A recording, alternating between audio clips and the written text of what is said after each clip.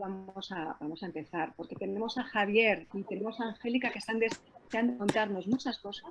Y yo, para aquellas personas que no me conozcáis, voy a comentar que siempre me me indican desde el equipo técnico, y lo agradezco infinitamente, y es que para aquellos que no me conozcáis, soy Olga Real Najarro, presidenta en este momento de la Federación de Salud Mental. Y digo presidenta en este momento porque este año tenemos elecciones. Entonces, las personas que estéis en la Comunidad de Madrid, os animamos a que forméis parte del equipo activo de la Federación de Salud Mental Madrid, que nos hacen falta muchas mentes pensantes, corazones que propongan emociones importantes y estas cosas.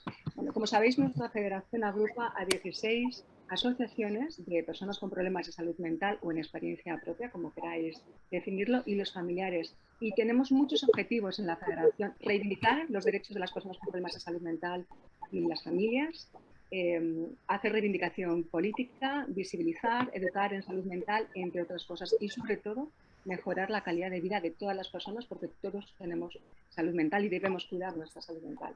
Sabéis que hoy estamos en la segunda jornada de nuestro séptimo ciclo de conferencias.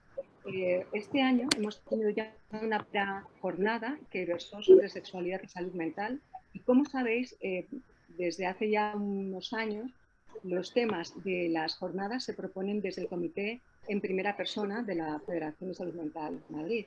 También deciros, para todas las personas que tenéis ganas de volver a escuchar la charla que nos van a compartir tanto Angélica como Javier, sabéis que podéis visualizar nuestras jornadas en la página de YouTube de la Federación. Y deciros que hoy vamos a hablar de un tema realmente importante, interesante, que tiene que ver con la planificación anticipada de decisiones, que es un documento que también se conoce como voluntades anticipadas, como instrucciones previas, que básicamente, sin querer adelantarme a lo que nos van a contar Javier y Angélica, es ese documento en el que deberíamos especificar cómo nos gustaría que se nos tratara cuando tengamos un problema de salud. Para no dilatarme más, comentaros que hoy tenemos a nuestro gran experto Javier Pallares Neila, que es el director del Servicio de Apoyo a la Capacidad Jurídica y Plan de Ámbito Penitenciario de la Fundación Manantial. Sabéis que fue también el anterior director del AMTAN, de la Agencia Madrileña de Tutela del Adulto. Y, por supuesto, tenemos a nuestra querida Angélica García Marroquín, que, como sabéis, es la responsable de la Oficina de la Defensa de las Personas con Problemas de Salud Mental de la Federación. Es nuestra responsable, nuestra representante también en el CERNI a nivel nacional, y, como veis, una jornada interesante. Pues, Javier, dejamos al público en tus manos. Estamos deseosos de escucharos. Son las 5:15 según el ordenador. Tienes más de 30 minutos para hablar. Tienes para varias jornadas. Así que muchísimas gracias. Un abrazo a todas las personas que estáis. Bienvenidos, bienvenidas. Abrazo virtual y empezamos cuando quieras. Gracias. Bueno, pues muchas gracias, Olga. Qué responsabilidad, la verdad, con esta presentación. Pero muchas gracias, muy agradecido, y sabéis que me encanta compartir estos espacios con vosotros, así que no me cuesta absolutamente nada y contad conmigo cuantas veces sea necesario. Gracias a ti, gracias a todos los miembros de la Junta Directiva de Salud Mental Madrid y, por supuesto, a la coordinadora, Adriana, que la tengo aquí muy cerquita. Así que nada, bueno, yo he traído una pequeña presentación para que sirva de guía en esta importante y compleja cuestión, que, como os podéis imaginar, pues en apenas media hora, pues poquito va a dar tiempo a desarrollarla, pero bueno, porque por lo menos pues podamos conocer las cuestiones esenciales de esta materia y bueno, y luego poder formular las preguntas que estiméis oportunos. Creo que la cosa va a ser como sigue. ¿Qué es esto? Por aquí. Voy a poner la presentación.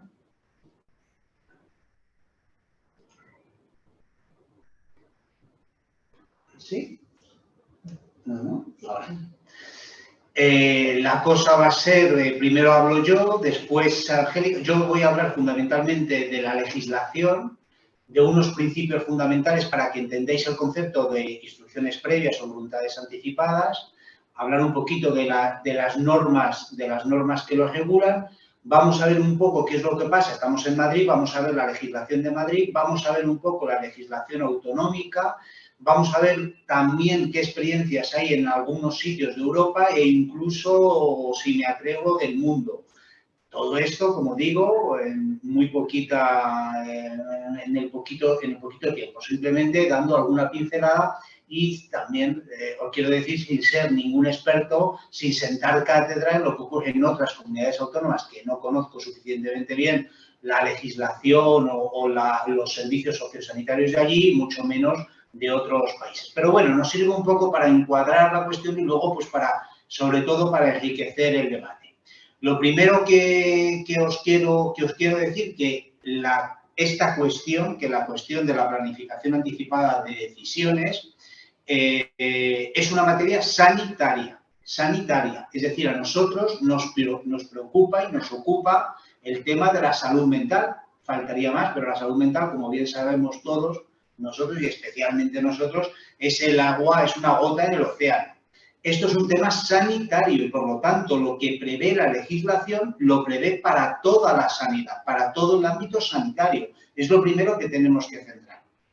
No existe en nuestro país ninguna legislación sobre planificación anticipada en salud mental, porque no hay una legislación sobre salud mental, una legislación estatal. Sabéis que era una de las cosas que este gobierno ha dejado aparcadas. Quería hacer una legislación sobre salud mental que al final no ha salido y que podrá salir o no en la futura legislatura. Pero ahora mismo no existe una ley sobre salud mental. Lo que hay es una ley general, que es la que vamos a mirar ahora muy poquito, sobre que se llama Ley de Autonomía del Paciente y que habla de todo el tema sanitario. Y es ahí donde se recogen las referencias a estas voluntades anticipadas. Eso en primer lugar. Y luego, ¿por qué estas voluntades anticipadas, estas decisiones anticipadas en salud mental están muy enraizadas, muy entroncadas con los principios, con el principio de autonomía? Es decir, con los principios por los que se ha seguido históricamente la atención a los pacientes. Y por ello, estas voluntades, este instrumento es muy general. Es decir, lo encontramos en muchos países, en todos o en casi todos de los países de nuestro entorno, en Europa, en Estados Unidos, en Canadá, en otros sitios ya no me atrevo mucho, pero en muchos países. Es casi porque responde a la evolución del principio de atención clínica que se ha producido, pues, de forma muy pareja en todo el mundo. Unas veces más rápido, otras veces más lento, pero que se está desarrollando en todo el mundo. Bueno, sin más preámbulos.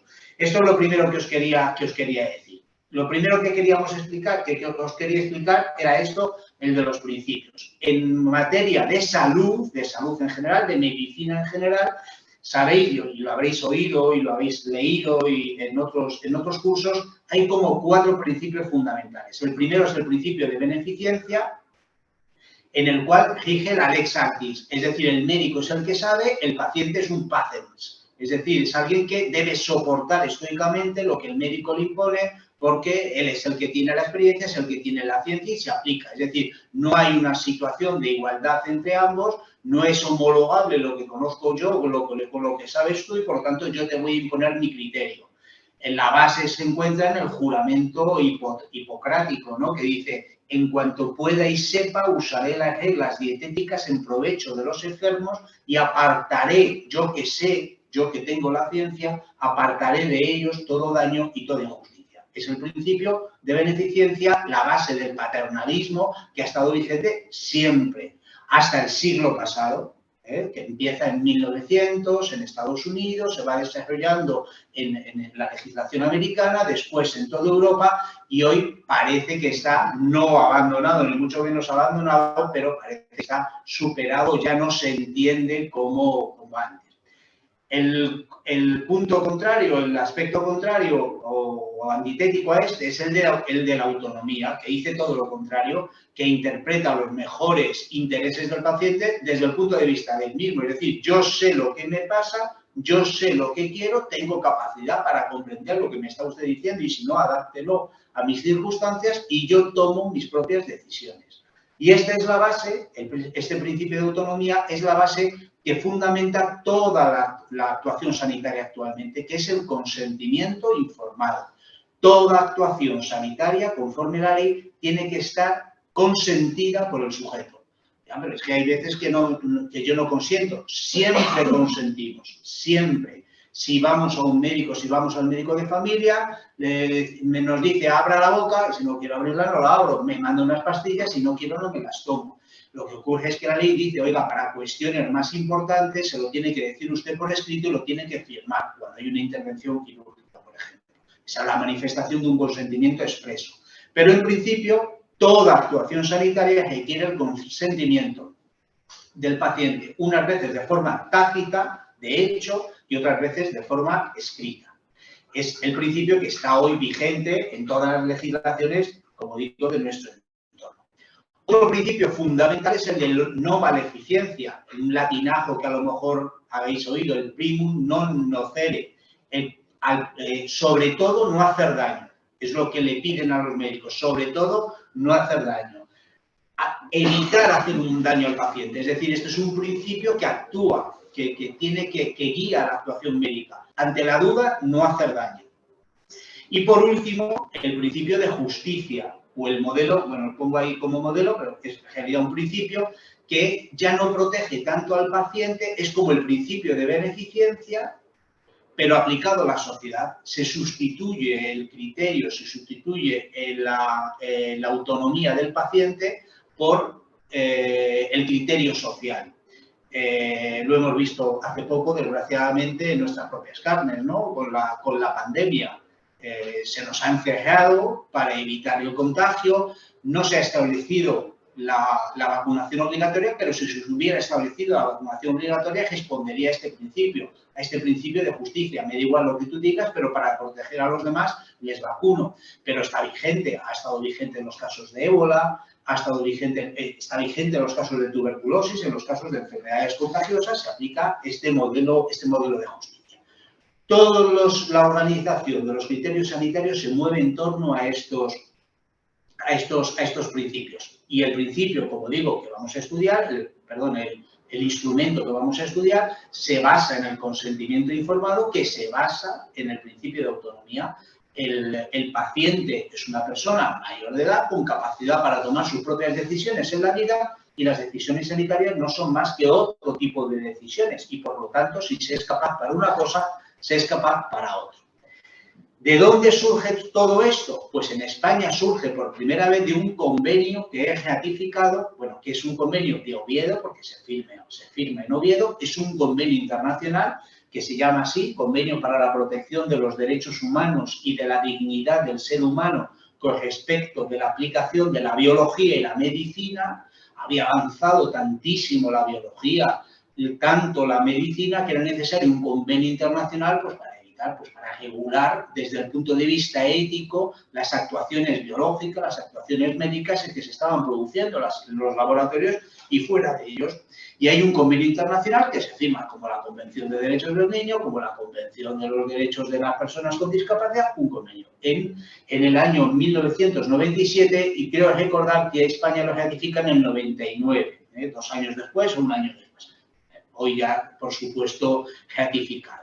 Pues en ese convenio de Oviedo, es donde se regula, dice, serán tomados en consideración los deseos expresados anteriormente con respecto a una intervención médica por un paciente que en el momento de su intervención no se encuentre en situación de expresar su voluntad. Estas son las voluntades anticipadas. Hoy que puedo expresarlas perfectamente, manifiesto lo que quiero, el tratamiento que quiero recibir o el destino de mi vida, de mis gestos, de mis órganos, etcétera, cuando yo fallezco, cuando no encuentre o cuando no tenga la posibilidad de demostrar o de manifestar mi voluntad. Como España ratifica ese convenio de Oviedo de 1997, es necesario que adopte su legislación sanitaria, que adapte su legislación sanitaria a esta convención internacional y lo hace a través de esta ley, que es la Ley 41/2021. Se me han juntado dos cosas. Eso es suprimir. De la básica reguladora, se llama así, que es básica reguladora de la autonomía del paciente, derechos y obligaciones de información y documentación clínica, etcétera, etcétera. La suelen denominar los clínicos como la Ley de Autonomía del Paciente del año 2002. Y en esta Ley de Autonomía del Paciente se desarrolla ese párrafo del Convenio de Oviedo y se dice en el artículo 11 bajo el nombre de instrucciones previas, que es como se denominan en nuestro país. Es decir, la forma adecuada de decir este conjunto de voluntades anticipadas, porque acordaros que se refiere a toda la medicina en general, no solamente a la salud mental, se denomina en nuestro país instrucciones previas. En otros países se denominan de otra forma. Y te dice que por el documento de instrucciones previas, una persona mayor de edad, capaz, libre... Espera, voy a hacer esto, que si no lo veo. Ahora. Por el documento de instrucción, una persona mayor de edad, capaz, libre, manifiesta anticipadamente su voluntad con objeto de que ésta se cumpla en el momento de que llegue situaciones en cuyas circunstancias no sea capaz de expresarlos personalmente, sobre los cuidados y el tratamiento de la salud o, una vez llegado el fallecimiento, sobre el destino de su cuerpo o de los órganos del mismo. El otorgante del documento puede designar además un representante para que, llegado el caso, sirva como interlocutor suyo con el médico o el equipo sanitario para procurar el cumplimiento de las instrucciones previas. Esto es una ley estatal. Vuelvo a repetir, se trata de una materia, este instrumento que estamos estudiando hoy, que estamos viendo hoy, se trata de un instrumento sanitario. En España, sabéis que existe una legislación que es estatal y hay otra legislación que es autonómica. Hay cosas que pueden regular el Estado y hay cosas que pueden regular las comunidades autónomas. Y hay cosas que son compartidas. La legislación sanitaria es una legislación compartida entre comillas. La legislación básica, la Constitución dice que la legislación básica es competencia del Estado, la básica, y que el desarrollo de esa legislación es competencia de las comunidades autónomas. Y por lo tanto, en esta materia puede existir legislación estatal, que es esta Ley de Autonomía del Paciente, y legislación autonómica, que veremos qué tiene cada una de las comunidades autónomas. ¿Pero qué quiere decir esto de la legislación básica? Pues quiere decir que a lo mejor la asistencia sanitaria de Navarra o de Valencia es mucho mejor que la madrileña, o al revés, la madrileña es mucho mejor de ella. Pero en principio, si hay un tratamiento disponible para un enfermo de riñón en Valencia, el mismo tratamiento debería de existir aquí. Exactamente el mismo, porque la cartera de servicios tiene que ser la misma. Por eso hay una ley común de cohesión y de coherencia del sentido sanitario. Luego me pueden dar flores o me pueden dar yo qué sé, me pueden invitar a algo en un hospital cuando llego, puede ser muy bonito, puede ser muy feo. Pero en principio la cartera de servicios debería de ser la misma, debería de ser idéntica. ¿Qué quiere esto decir? Que de forma básica en todas las comunidades autónomas debería de estar garantizado la posibilidad de otorgar estas instrucciones previas. Y estas instrucciones previas te dicen que sobre cuidados y tratamiento de salud, sobre el destino de nuestro cuerpo, de nuestros órganos y la posibilidad de dictar un representante. Por lo tanto, ya tenemos 4 cosas. Tratamientos, destino de nuestro cuerpo, de nuestros órganos y la posibilidad de dictar un representante. Esto es una legislación básica que debiera de existir en todas las comunidades autónomas. Y luego ya lo adornan como les dé la gana. Pero tiene que existir en todas las comunidades autónomas porque es una ley estatal. Y como os acabo de decir, todas las comunidades autónomas, vamos a ver ahora cuáles son las comunidades autónomas que tienen desarrollado esta legislación estatal y entre ellas la madrileña. En Madrid, hay una ley específica que regula esta materia, que es la Ley 3/2005 de 23 de mayo, por la que se regula el derecho a formular instrucciones previas en el ámbito sanitario y se crea un registro correspondiente. Esta ley que nos aplica a los ciudadanos, a los vecinos de Madrid, no a otras comunidades autónomas, aunque yo os digo que existirán muchas. Y la ley de Madrid dice algo pues totalmente semejante a lo que dice la ley estatal, como no puede ser de otra forma. Dice, por el documento de instrucciones previas, una persona manifiesta anticipadamente su voluntad con el objeto de que ésta se cumpla en el momento de que llegue a situaciones en cuyas circunstancias no sea capaz de expresarlas personalmente. Sobre el cuidado y tratamiento de su salud, 1. O llegado por el fallecimiento, sobre el destino del cuerpo de los órganos del mismo. No he puesto aquí lo del representante, pero también dice lo del representante. Es decir, la ley de Madrid puede ser muy buena, puede ser muy mala, no sé, no vamos a entrar ahora en esa historia, pero regula lo mismo que la legislación estatal. Lo mismo. Otra cosa es que se desarrolle, que no se desarrolle, que veamos las dificultades que tenemos, que seguramente alguien nos contaréis al respecto. Pero en principio regula lo que previó el convenio de Oviedo, lo que desarrolló la ley de autonomía del paciente y lo que existe en otras muchas comunidades autónomas. Otra cuestión importante para que lo veáis a modo de principios, porque hay un poco de despiste en esto. Se llama, como ha dicho Olga, muy bien al principio del todo, se llama en nuestro país instrucciones previas, pero también se llaman voluntades anticipadas en otros muchos países, planificación anticipada de voluntades, contrato de Ulises. Os he puesto aquí un dibujillo de la Odisea, ¿no? Sabéis que en un pasaje de la Odisea, al pasar por las sirenas, Ulises le pone a todos los marineros cera en las orejas y le piden que le aten a un mástil para que cuando pase por las sirenas, cuando les pida que le desaten, no le hagan caso.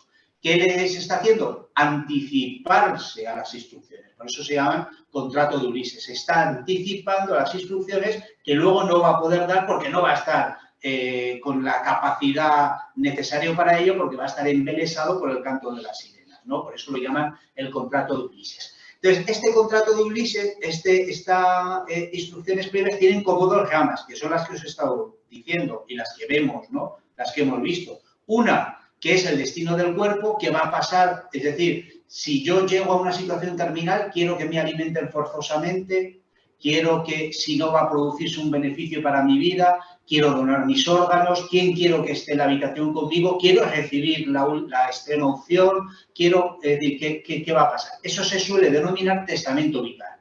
Son instrucciones previas, no hay un testamento vital en España. Son instrucciones previas, están dentro de esto. La gente lo llama así, por supuesto, y si os metéis en internet, quiero hacer un testamento vital, os bajáis 40. Pero os quiero decir, desde el punto de vista jurídico, todo pertenece a la misma categoría, instrucciones previas. Pero se habla de testamento vital para referirnos a las instrucciones de la última vida, ¿no? Del último momento de nuestra vida, la no reanimación en el hospital, la no alimentación forzosa, etcétera, etcétera, etcétera. Y luego reservamos el término de decisiones anticipadas en general, o ya metiéndonos en harina, decisiones anticipadas psiquiátricas para el tratamiento que una persona va a recibir. Yo no quiero que me apliquen quimioterapia o yo no quiero que me apliquen un determinado neuroeléctrico, porque no hace diferencia la ley, habla de tratamiento, opciones sobre el tratamiento en general. Y por lo tanto, lo que adoptemos respecto de una, tenemos que adoptar respecto de otra, salvo por ese estigma, por los prejuicios que acompañan, claro está, la enfermedad mental de lo que todos sufrís, muchos de vosotros, y sabemos todos, ¿no? ¿Qué es lo que pasa? Pues lo que pasa es, evidentemente, no lo vamos a descubrir a nadie, que se asocia injustamente enfermedad mental o un problema de salud mental con incompetencia, cuando no tiene no tiene absolutamente nada que ver.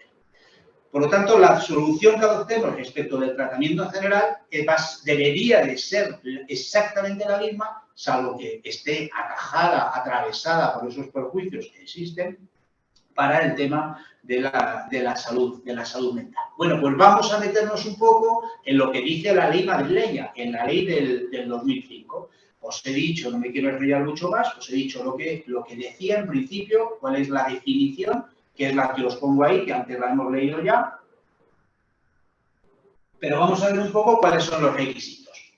En primer lugar, formalismo. Esto es común a todas las del mundo. Más o menos, ¿eh? Normalmente hay tres formas de hacerlo: ante notario, ante testigos,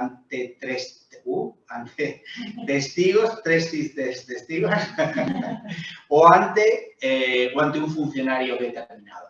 En la legislación madrileña quitaron lo del notario, no sé muy bien por qué, pero bueno, no existe, y entonces se establecen dos formas y una tercera un poco excepcional, ¿no? Una, en las unidades administrativas, servicios de atención al paciente, de las instituciones, centros sanitarios, sociosanitarios, tanto públicos como privados.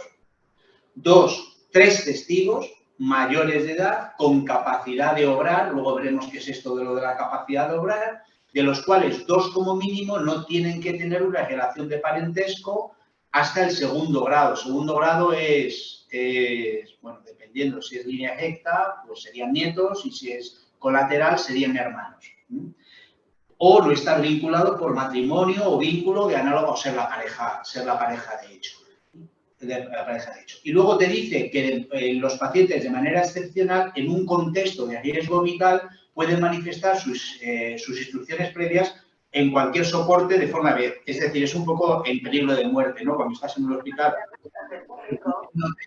y quieres manifestar tu voluntad en un momento de lucidez, pues lo puedes hacer, entre comillas, de cualquier forma, siempre y cuando quede constancia, y bueno, pues se te respeta porque el pronóstico es infausto e inmediato. Lo normal, o bien en el registro correspondiente, en la oficina correspondiente, centro público, centro privado, lo que dice, o bien con tres testigos mayores de edad y que no tengan con esas limitaciones en cuanto al parentesco. En cuanto a la capacidad, ¿quién tiene capacidad? Pues es necesario, se requiere que no esté ser mayor de edad, y no estar incapacitado judicialmente. Vamos a esto ahora. Y manifestar libremente la correspondiente declaración de voluntad, es decir, que no haya una coacción. Esto es evidente, que no haya coacción, que nadie te obligue, que nadie te lo imponga, etc. Esto es evidente porque es un consentimiento y por lo tanto tiene que manifestarse de forma libre y de forma voluntaria. Esto de lo de la incapacitación judicial, pues por aquello de las vicisitudes políticas de Madrid, pues no se ha modificado. Sabéis que desde hace ya, vamos para 2 años, ya va para 2 años, se modificó en nuestro país el sistema de apoyos y ya no existe la incapacitación judicial y, por lo tanto, en principio ya todas las personas podrían hacer el documento de instrucciones previas. ¿Qué es lo que ocurre? Pues que hasta que no se produzca ninguna modificación, pues muy probablemente una persona que tenga una medida de apoyo con representación, una curatela representativa, que era lo que antes se llamaba tutela, no te dejen hacerlas. No sé por qué me da, pero estoy casi convencido que no te van a permitir. Porque hay una cierta homologación en la propia ley entre la tutela y la curatela representativa. Entonces, esto debería de resolverse cuanto antes, porque en principio ya no existe incapacidad. Las personas no nos pueden modificar la capacidad que tenemos es la que tenemos y lo que nos tienen que poner son apoyos. Entonces, salvo que un juez haya dicho en la sentencia que no puedes otorgar instrucciones previas, en principio cualquier persona podría otorgarlo. Y esto debería de modificarse cuanto antes para ajustar la realidad jurídica a la realidad de hecho. Contenido. ¿Qué es lo que se puede hacer en Madrid? ¿Qué es lo que se puede hacer? Pues lo que hemos dicho que se puede hacer en toda España, en principio, por ese artículo 11 de la Ley de Autonomía del Paciente. Dice, cuidados y tratamiento de la salud, siempre que estén de acuerdo con la Lex Artis. Y aquí es donde se nos enciende ya la bombilla de alarma, ¿no? ¿Qué es la Lex Artis? ¿Quién marca esa Lex Artis? ¿Qué es lo que puedo y qué no puedo hacer? Te dice, intervenciones médicas, esto no me lo he inventado, esto está en la ley, no soy interpretación mía.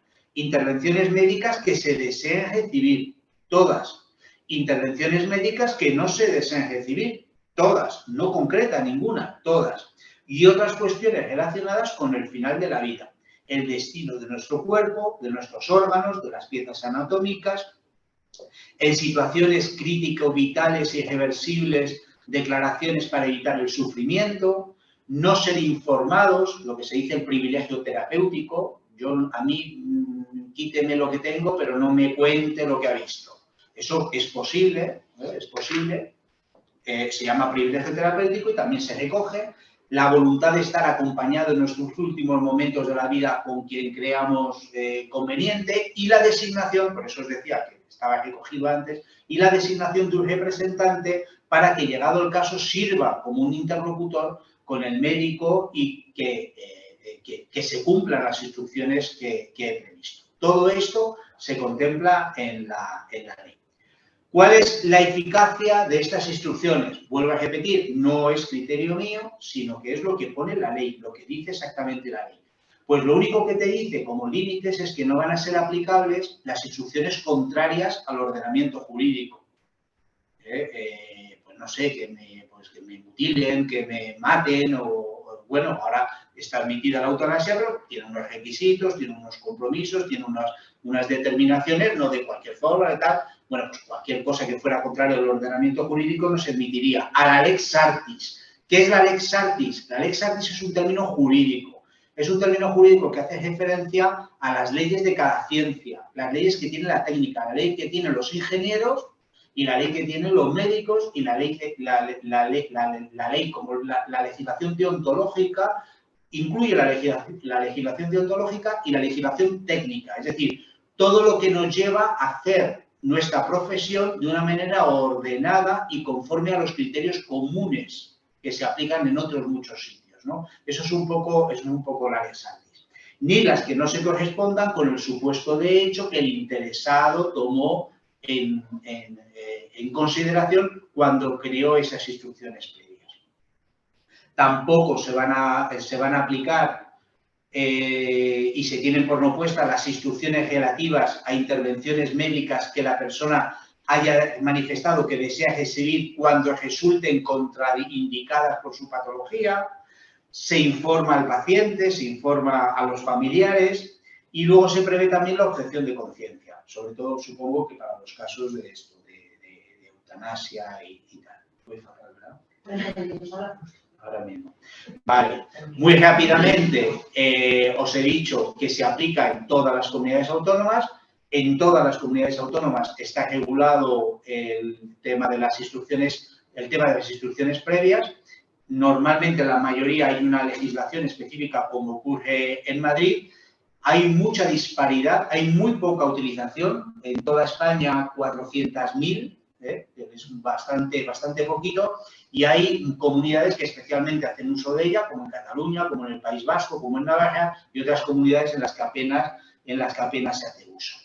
En otros países europeos, pues he recogido un poco aquí para que veáis sobre todo que no es algo que es propio de España, sino que es algo que se corresponde con ese otro sentir, principio de autonomía de la ciencia médica que ha ido avanzando desde el siglo pasado. En Francia se recogen, pero fundamentalmente hay una ley que las recoge para el final de la vida, está más recogido para el testamento vital, pero claro, como está ocurriendo en España, los movimientos de supervivientes, los movimientos de personas por experiencia propia están empujando mucho y están creando esto, casi en paralelo a lo que está ocurriendo en nuestro país, están invitando a crear una planificación anticipada de decisiones en salud mental, pero no son vinculantes allí. La legislación francesa no las recoge como vinculantes, por lo tanto, hay que pactarlas con el médico y se aplicará o no dependiendo de la lex artis, porque en el fondo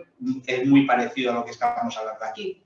En Inglaterra es interesante, es importante, porque no son vinculantes, pero lo que te dice es que los profesionales están obligados a respetarlas. Es decir, si se alejan de lo que dice esa instrucción previa, tienen que justificarlo, tienen que decir por qué. Entonces, bueno, es interesante también porque se parte aquí, en Inglaterra, se parte del principio de incapacidad, que en principio es lo que se debería de partir también aquí en España, ¿no? De que toda persona tiene derecho a elegir su propio tratamiento, independientemente de la enfermedad que padezca. El que diga lo contrario se tendrá que ir al juez y tendrá que decidirlo el juez. Eso es lo que dice la ley de capacidad mental de Inglaterra, que rige, perdón, de Gran Bretaña, rige en Inglaterra y en Gales. Se supone que tiene capacidad a menos que haya tenido una evaluación que demuestre que no la tiene. En Italia también existen disposiciones de tratamiento anticipado. Te dice que el médico está obligado a cumplir con estas disposiciones anticipadas, pero pueden ser ignoradas si aparecen claramente incongruentes, no se corresponden con la condición clínica actual del paciente o si existen terapias que no había previsto esa persona. Es decir, se prevé algún supuesto en los que los médicos se pueden saltar. En América, en Estados Unidos y en Canadá es donde más se han desarrollado las instrucciones previas en psiquiatría. Incluso hay muchas páginas que se dedican a ello e invitan a hacerlo. Seguramente por este problema, yo creo, de la responsabilidad médica, ¿no? Los médicos se quedan más tranquilos si hay una instrucción, si se amparan en una instrucción previamente realizada por el paciente que luego termina con una complicación determinada. Entonces, de los 50 países, me parece que son 50 o por ahí, de los países de Estados Unidos, en 25 hay una materia específica para instrucciones en salud mental. Y las demás se admiten de forma genérica, como en España, instrucciones previas en general. Y dentro de esto meten las psiquiátricas, ¿no? Pero, por ejemplo, os he cogido aquí en California, alguna de California, se admiten instrucciones sobre medicamentos psiquiátricos u hospitalización, incluso para rechazarlas. Pero te dice que si la ley estatal admite hospitalización forzosa, puede ser rechazada. Es decir, te pueden hospitalizar forzosamente, aunque tengas, por una ley estatal, aunque tengas esas instrucciones previas que digan que a mí no se me ingrese involuntariamente. En Texas, en el estado de Texas, también te dice que son válidas, pero salvo que un tribunal te diga que es incapaz, que eres incapaz para tomar decisiones. En Vermont, que es otro estado, no hay una normativa específica, pero está bajo el paraguas genérico de las instrucciones previas. Y ahí se produjo un caso, es el único caso que yo conozco, que seguramente habrá otro, porque no soy experto en legislación americana ni mucho menos, pero se produjo un caso de una señora, que lo he puesto aquí, no sé, tiene un nombre, pero que se me ha olvidado, así, Nancy, una mujer que tiene esquizofrenia, un historial de hospitalizaciones psiquiátricas y hizo un documento de instrucciones previas, de voluntades anticipadas psiquiátricas, y rechazando explícitamente cualquiera y todos los medicamentos antipsicóticos, neurolepticos, psicotrópicos y psicoactivos. Es decir, excluyó absolutamente todo. Bueno, pues allí en Vermont, según parece, hay una ley que dice que hay que respetar esas instrucciones, sea cual sea su contenido, durante 45 días. Si en 45 días se produce una mejoría, estupendo, te vas a tu casa y ya está. Si no se produce una mejoría, ya quedan los médicos en libertad para saltarse las instrucciones y aplicar el tratamiento que corresponda. A esta señora, pasados 45 días no mejoraba, se le aplicó el tratamiento con antipsicóticos que correspondía y demandó, y ganó la demanda. Ganó la demanda. Claro, la ganaría, ya no me he metido en más fregados, pero la ganaría pues 2 años después, con lo cual ya estaría fuera, estaría sana, vete tú a saber cómo estaría. Y ya no he visto más, no sé más qué pasó, no tengo ni idea. Perdón que me he ido un poquito, Angélica, pero bueno, era un poco lo que os quería relatar, ¿no? Lo que pasaba en España, lo que pasa en nuestra comunidad y que no estamos solos. Aunque las respuestas, como veis, no son siempre unívocas. Muchas gracias.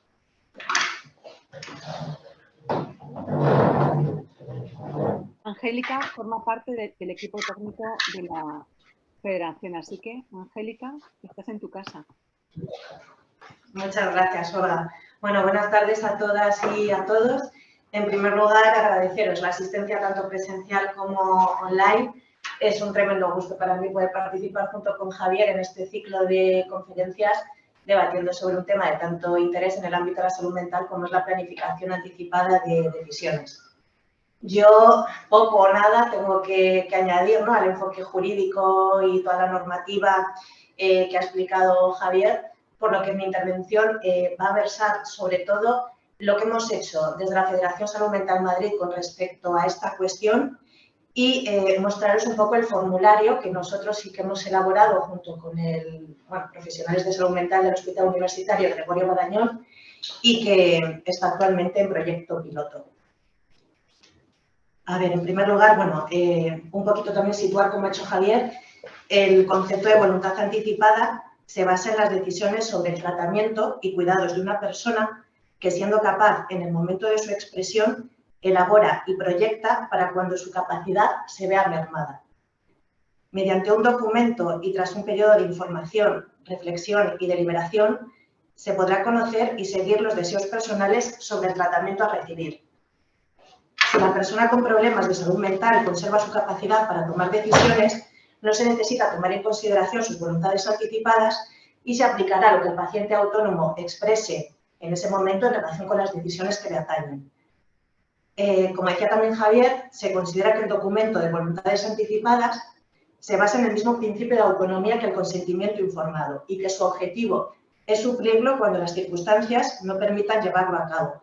Es decir, se trata de un consentimiento informado proyectado a futuro. Las voluntades anticipadas en psiquiatría, yo sí que me voy a meter más en el ámbito de la salud mental, permite a la persona anticiparse a una futura pérdida de capacidad para tomar decisiones sobre su salud por la descompensación de su psicopatología de base, para así poder tomar decisiones que de otra forma no podría tomar. Son también conocidas las decisiones anticipadas, han hablado de instrucciones previas, voluntades anticipadas, pero son también conocidas como mapas locos, planes de crisis o pactos de cuidados. Son la mejor manera de respetar los derechos y preferencias de las personas en el ámbito sanitario, puesto que no es posible hablar en el ámbito de la salud mental sin contar con la voz de los actores principales, que son los pacientes y sus familias. Parafraseando a Stuart Mill en su célebre ensayo sobre la libertad, decía que nadie es mejor juez que uno mismo con respecto a lo que daña o no daña los propios intereses, y este es el objetivo fundamental de las decisiones anticipadas, es decir, qué quieres y cómo quieres que te traten ante una crisis. Icarus Project abordó esta cuestión publicando modelos de mapas locos, siendo unas herramientas muy útiles a la hora de identificar los efectos estresantes, signos de alarma, etcétera, y así poder seguir tu propia hoja de ruta ante una crisis. Entonces, me gustaría enseñaros un modelo de un mapa loco, como veis, con herramienta de autorregulación y autoconocimiento para facilitar la comunicación de necesidades y límites a tu red de apoyo. Entonces, aquí abordan señales de alarma, ¿no? Señales que se acerca una crisis o un momento personal desbordante. Pues, por ejemplo, no como, no duermo, no salgo de casa, me aíslo socialmente, o todo lo contrario, duermo demasiado, me paso el día en la cama. Son un poquito los detonantes. Se establece también aquí, en este mapa loco, necesidades inmediatas en una situación de crisis. Pues necesito estar solo, necesito comer, necesito estar en silencio, necesito que me abracen. Lo que pueden hacer mis amigos o amigas cuando me encuentro en una situación de crisis, pues puedes compartir con ellos y ellas y llegar a acuerdos basados en los cuidados y el consentimiento. Cosas que me gustaría evitar, pues cosas que consideras poco saludables para ti y que en un momento emocional extremo pues pueden convertirse en unos disparadores, un lugar que te intranquile, etcétera. Personas con las que me siento a gusto, ¿no? Que puedo conversar y estar, actividades que me hacen sentir bien, pasear, pintar, ver películas, llamar a alguien. Y me gustó mucho esto, establecieron notas para mí, y que lo veo muy importante para todos. Dice, recuérdate todo lo que molas, las cosas bonitas que tienes y todo lo que has superado para estar aquí hoy. Échate flores.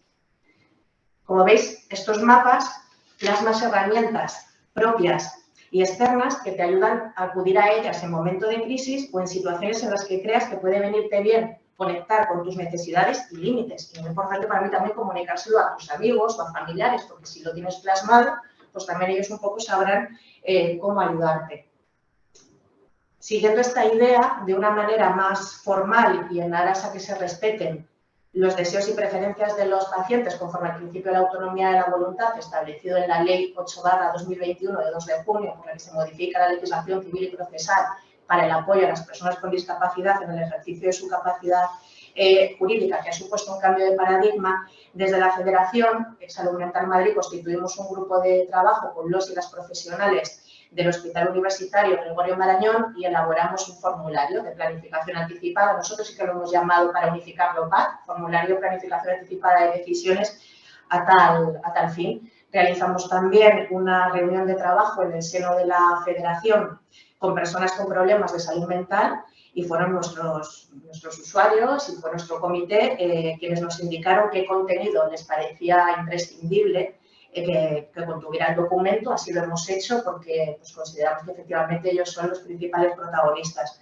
Entonces, insisto, era necesario adaptar las relaciones clínicas a este nuevo marco normativo, correspondiendo a la Administración sanitaria en consonancia con el principio de la voluntad, garantizar los derechos fundamentales de los pacientes, velando porque se cumplan sus deseos y preferencias en una situación de crisis, como puede ser un ingreso involuntario por razones psiquiátricas, mediante la creación de un documento consensuado entre médico y paciente de voluntades anticipadas, denominado PAD. Este documento, por tanto, ha sido fruto de una reflexión colectiva de varias reuniones entre los profesionales de la Federación y los profesionales de salud mental del Gregorio Marañón, junto con nuestros usuarios, que recoge pues, las vicisitudes y problemas que se han encontrado en una planta de psiquiatría en aras a que se respeten sus deseos y preferencias. O sea, en definitiva, va a ser el instrumento jurídico que garantice el respeto a su voluntad. Bueno, antes de mostraros este documento, y sin perjuicio de que Javier también pues, ha hablado un poco de las competencias autonómicas, sí que me gustaría reflejar que Andalucía fue pionera en este campo. Fueron los primeros que elaboraron una guía de planificación anticipada de decisiones en salud mental, que si bien es cierto no son vinculantes, está muy bien hecho y recomiendo que leáis. Ellos, conforme yo pude leer, queda registrado en el historial clínico del paciente, tienen una pestañita que se llama Diraya y integra toda esa información, por lo que el médico, accediendo a esa pestaña, pues tiene conocimiento de sus decisiones anticipadas.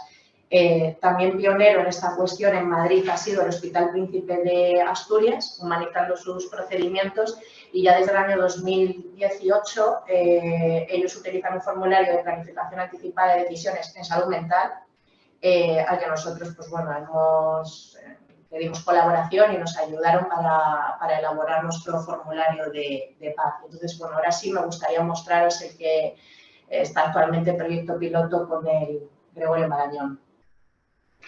Entonces, bueno, en primer lugar, pues son unas consideraciones conforme a la Ley Orgánica de Protección de Datos, en los que la persona ante una situación de incapacidad transitoria decide que se tengan en cuenta un poco estas voluntades. Entonces, en primer lugar, establecimos situaciones y circunstancias que darían lugar a la aplicación de este documento. Pues, por ejemplo, un poco siguiendo también la idea de los mapas locos que hemos visto, ¿no? Si me siento fuera de control, si tengo deseos de hacerme daño o hacer daño a alguien, si me siento confuso. O sea, son señales de crisis como no comer, no dormir, cosas que disparen un poco tus emociones. Cada uno nos conocemos a nosotros mismos, por lo tanto, plasmar estas voluntades desde nuestro yo interno. En segundo lugar, hemos establecido signos de alerta y síntomas. Pues la persona, desde su propio autoconocimiento, describe sus signos de alerta para que sea más fácil identificar desde un principio que va a venirle una crisis. Pues, bueno, me aíslo de la gente, tengo ideas extrañas, menos atención en la higiene, cuidado personal, etc. Yo le llamo un poco los llamados disparadores, ¿no? Un flashback, revivir un trauma pasado, podría ser cualquier cosa, desde visitas, colores, algo que alguien me dice o como lo dice un lugar. Es que es algo tan personal que la persona tiene que hacer desde su propio autoconocimiento, que por eso hemos querido dejar un poco, ¿no?, ese espacio para que damos ideas, pero cada persona lo tiene que adaptar a su situación concreta, ¿no?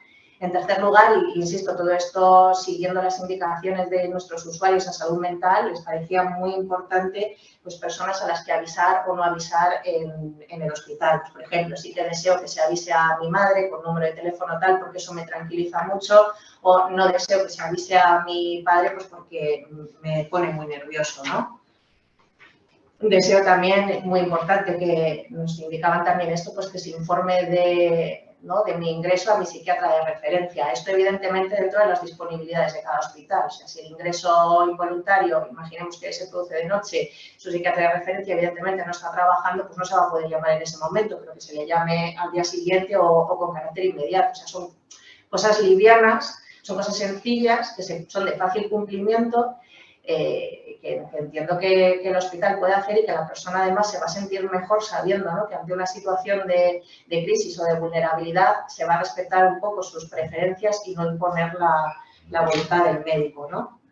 En cuarto lugar, hemos establecido pues, visitas y llamadas. Pues, si deseo recibir la visita de mi mejor amigo por tal motivo o no deseo recibir tal visita. En quinto lugar, actuaciones que me hacen sentir mal o sentir bien. Pues, por ejemplo, que me dejen usar el teléfono móvil durante la hospitalización.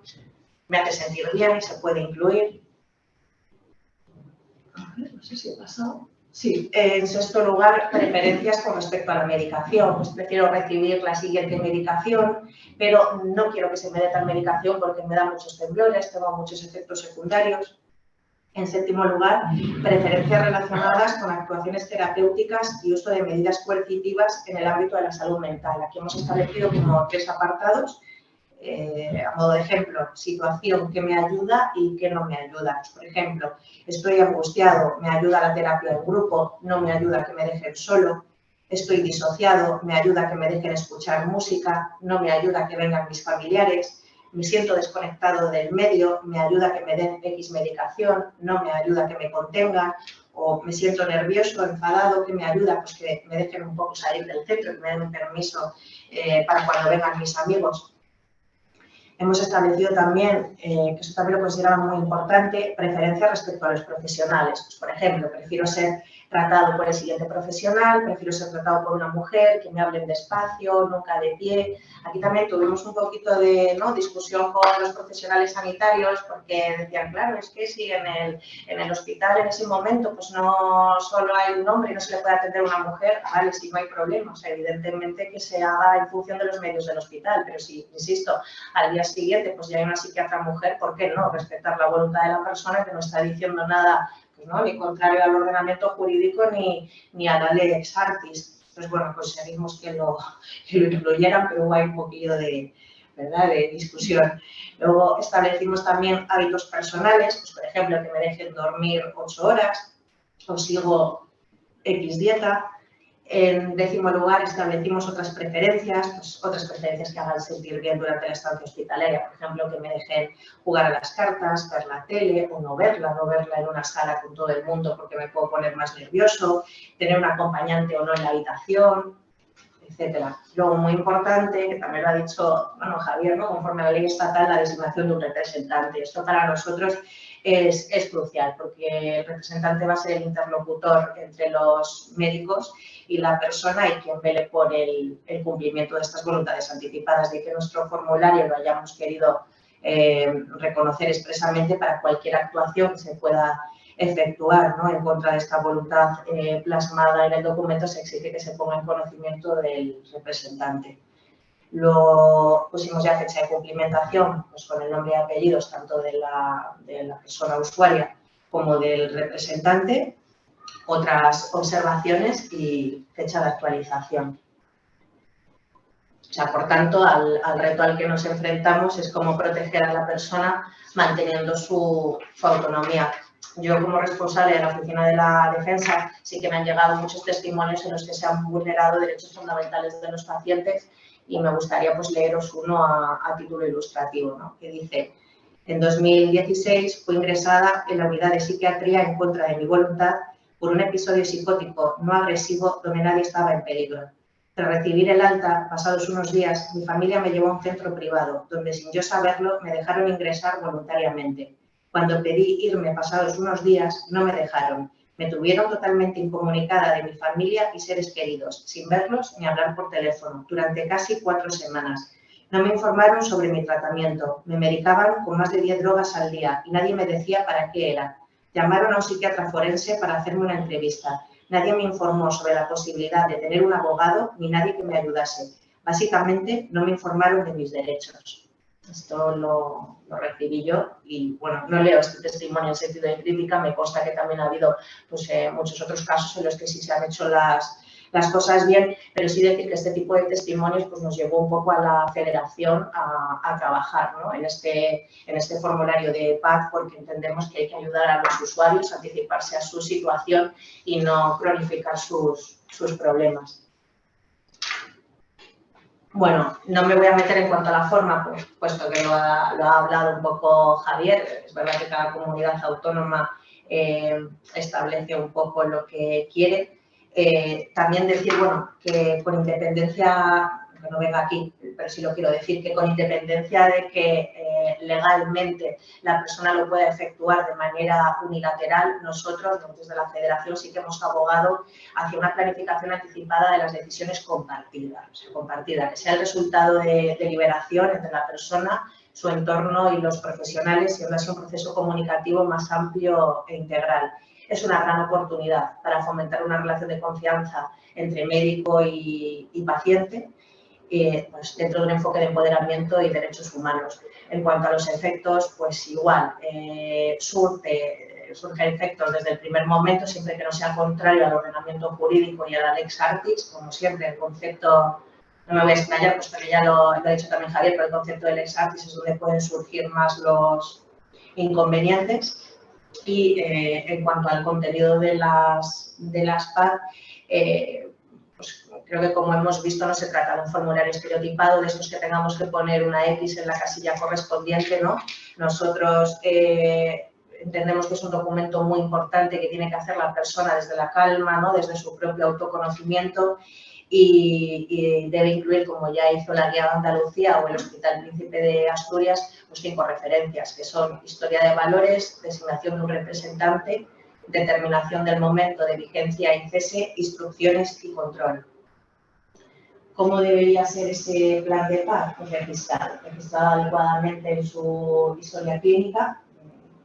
Esto, como digo, está en proyecto piloto en el hospital, es que sé que probablemente luego vengan preguntas con respecto a esto y me adelanto. Está en proyecto piloto en el Marañón, no se sabe si se va a crear una alerta.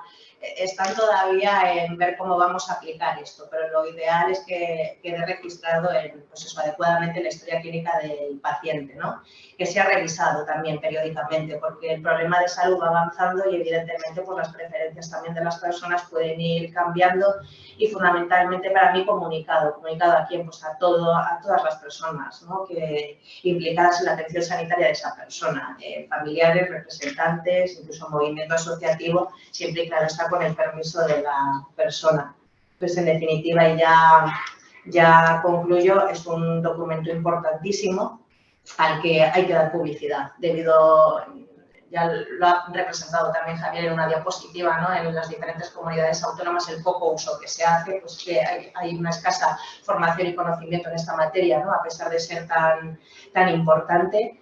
En personas con problemas de salud mental mejora el empoderamiento, contribuye a un mejor conocimiento y es una herramienta terapéutica importantísima, siendo un gran elemento de prevención de recaídas. Como ha dicho Javier, o sea, viene reconocido, aunque venga a nivel general, ¿no?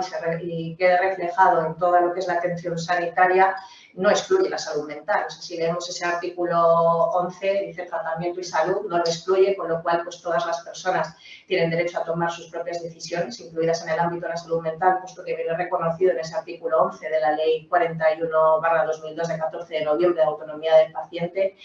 Y ya concluyo, pues nosotros desde la Federación recomendamos la utilización de este documento más allá de posibles ingresos pues para el autoconocimiento personal y el conocimiento por parte de las personas que nos rodean, familiares, asociaciones, amigos, de cómo deseamos ser tratados y tratadas en un momento de crisis, independientemente de que el ingreso llegue o no a producirse. Pues bueno, espero que os haya gustado el formulario y muchísimas gracias a todos y a todas.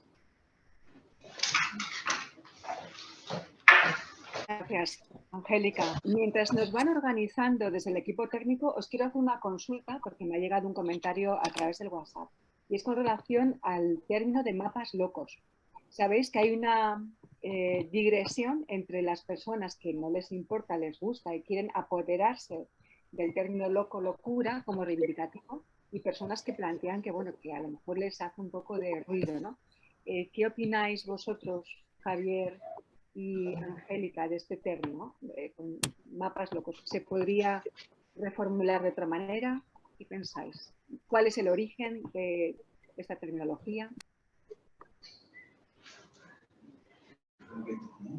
Bueno, yo he planteado un poco, ¿no?, que fue Icarus Project quien elaboró acuñó ese término.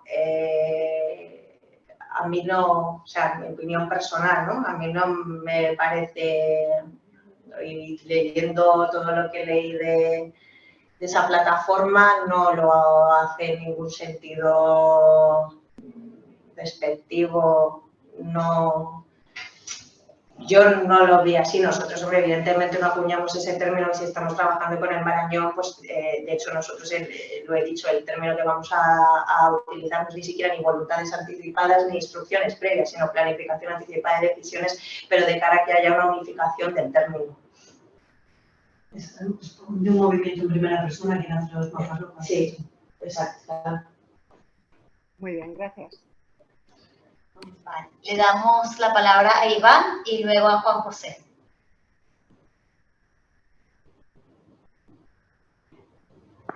Muchísimas gracias. Tengo problemas con el audio. ¿Me escucháis bien? Sí. Sí. ¿Me escucháis bien?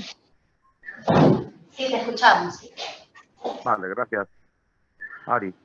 Bueno, pues me ha surgido la duda cuando ha hablado la asesora, perdón, que soy muy malísimo para los nombres, perdonadme, del tema de la utilización de teléfono en psiquiatría, en lo que es la planta de psiquiatría, de urgencia, no me sale tampoco el nombre, perdonad. Bueno, la cuestión que me ha venido a la cabeza, digo, porque yo de teléfono siempre me han dicho que no, pulseras inteligentes tampoco, relojes, etc., ¿no? Y luego he pensado también en las contenciones, ¿no? Entonces, en este debate que estamos diciendo de que contenciones no, contenciones sí, teléfono no, me gustaría saber si me ha ocurrido. Pero bueno, ¿hay alguna ley a nivel, lógicamente, autonómico, ya que como diga Madrid tienen la autonomía legislativa a este respecto de sanidad, ¿no? ¿Hay alguna ley que indique que en las plantas de ingresos psiquiátricos esté regulado de algún modo el tema de contención sí, teléfono no, etc.? No sé si me explico lo que quiero preguntar. No. Lo único son las instrucciones de la Comunidad de Madrid relativas al uso de sujeciones. Sí, no, ley no. Reglamentos de régimen interior, instrucciones de la consejería, eso sí que existen. Y están visadas y autorizadas por el consejero correspondiente. Pero ley no hay. No hay ninguna ley que indique que están prohibidos en salud mental los teléfonos, que estén exigidas las contenciones, que no, nada de eso. Todo lo contrario, se tiende a lo contrario. Sí, que a pesar de que está considerado, ¿no?, como tortura, ¿no?, el uso de las contenciones por la ONU, sí, no tenemos ninguna regulación, al contrario. No, hace poco la Fiscalía ha sacado una instrucción sobre el uso de contenciones y es como el primer paso que se ha dado, como la primera llamada de atención. Y luego hay un movimiento que se está impulsando mucho por la relación con los mayores. Pero no. Muchísimas gracias a los dos. ¿Perdón? Gracias. Gracias, Iván. Aquí. Le damos la palabra a Juan José. Son preguntas rápidas y concretas. Una vez estuvimos relacionados con esto cuando la ley acababa de aparecer en el Ateneo y había un juez ya jubilado que al final estaba con psiquiatras, más dos psiquiatras, digamos, conocidos de Madrid, y les dijo: para que los juristas podamos aplicar esta ley necesitamos fundamentalmente que los psiquiatras nos digáis, digamos, casos concretos, etcétera, para poderlo definir. ¿Se ha avanzado algo en ese terreno? Hago las tres preguntas como son rápidas y relacionadas. Otra cosa es, también en aquel momento, a nivel familiar, teníamos un gran miedo de que en un momento dado, con esta ley, digamos, autonomía en primera persona, que es ideal, que alguien pueda manipular a tu familiar, a tu hijo, etcétera, y al final se enfrente contigo. ¿Ha habido algún caso en estos 2 años que han pasado de la ley que se haya dicho en un sentido o en otro? Y ya la última. Se ha hablado de comunidades autónomas. Por ejemplo, en Andalucía he visto que desde el 2005 me parece que está, o sea, son muchos años. Y si yo me voy a Sevilla, por lo que sea, y tengo un problema en Sevilla relacionado con esto, si digo, oye, es que yo he hecho algo en Madrid, ¿hay algún tipo de conexión o se pueden conectar para que sepan mi decisión. Nada más. Gracias.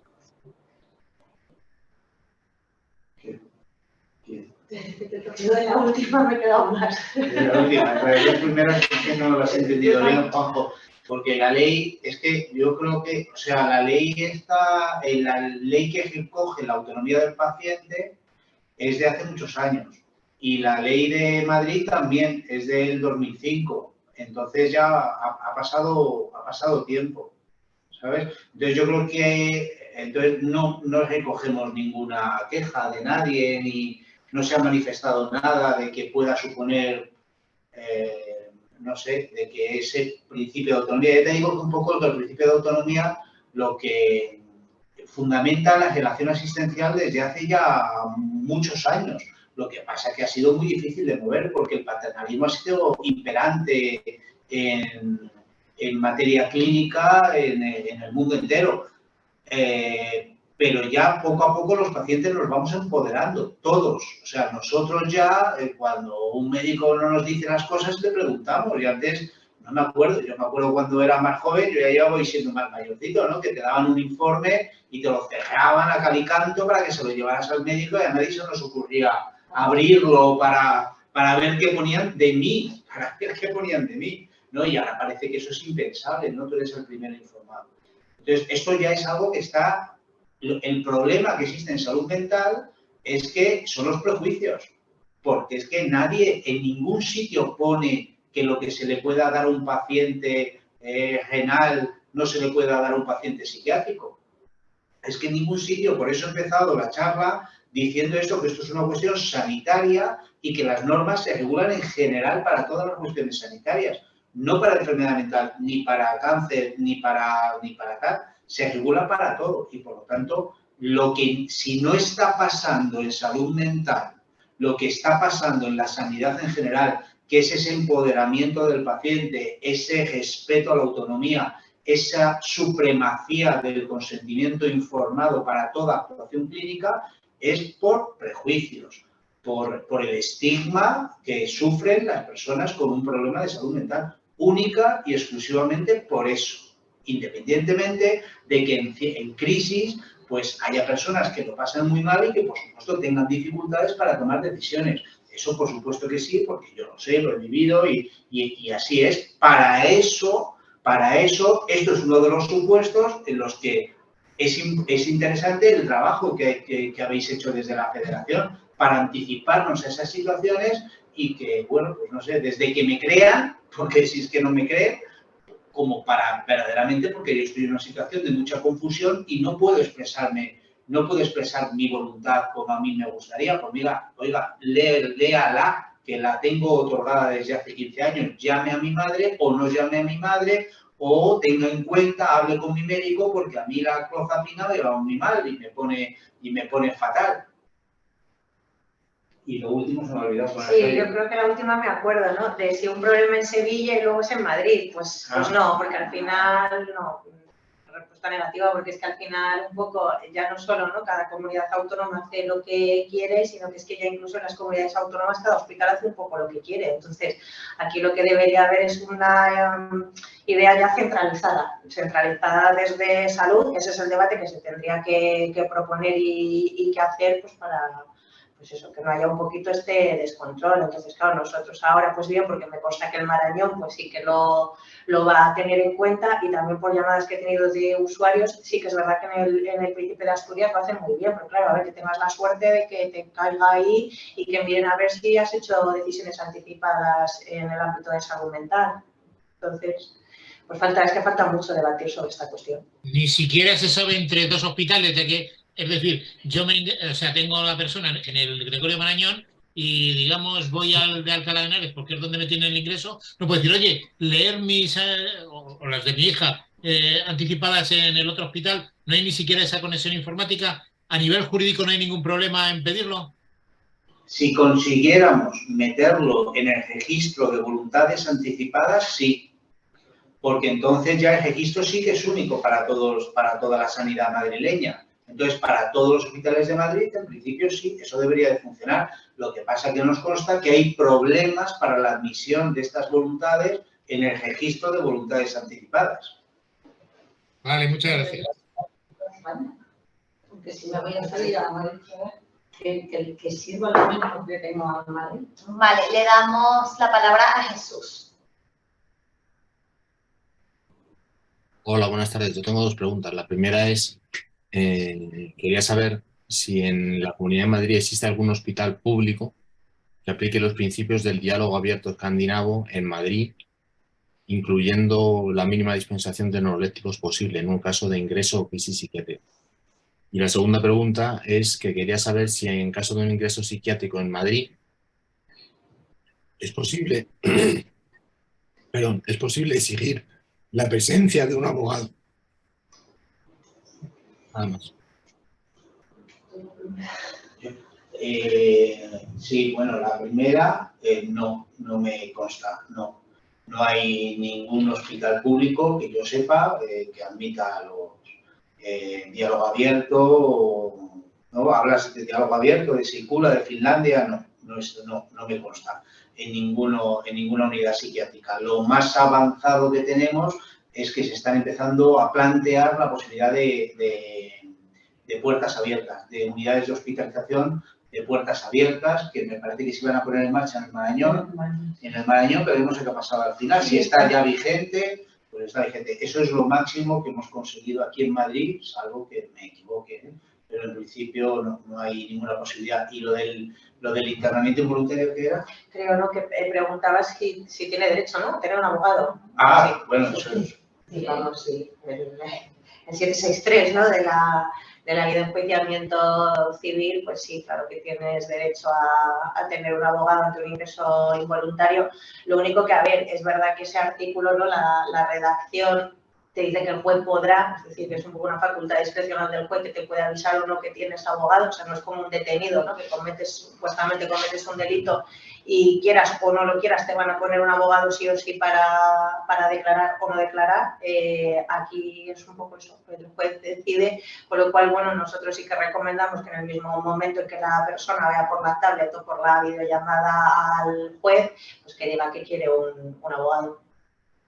Que lo pida expresamente. Pero en principio yo estoy convencido de que por lo menos en Madrid Capital no va a haber ningún problema y el juez va a turnar al colegio de abogados y va a llamar a un letrado. Estoy convencido de que sí, pero hay que pedirlo expresamente. Vale. Gracias, Jesús. Sí, y en caso de que te concedan la presencia de un abogado, puedes exigir mediante el abogado que respeten tu documento de voluntades anticipadas y en caso de que no lo respeten o que no lo contemplen, decir me voy de aquí, no quiero ingresar y os quedáis. ¿Se puede hacer eso en Madrid, por ejemplo?